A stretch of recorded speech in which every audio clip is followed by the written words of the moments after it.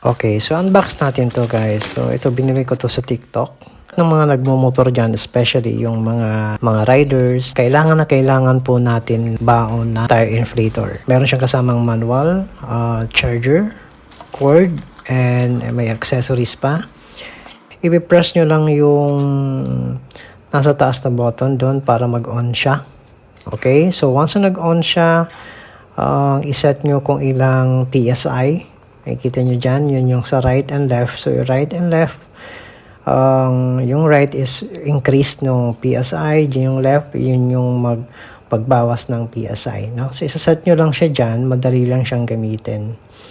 So pwede nyo i-0-0 yan. Then pag once na goods na, ang gagawin nyo dyan is ipipress nyo lang yung nasa taas na button na color brown. Yan, work na po yan.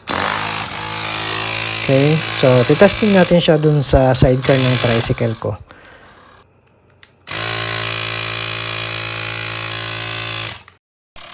Yan, working naman siya, gumagana naman siya.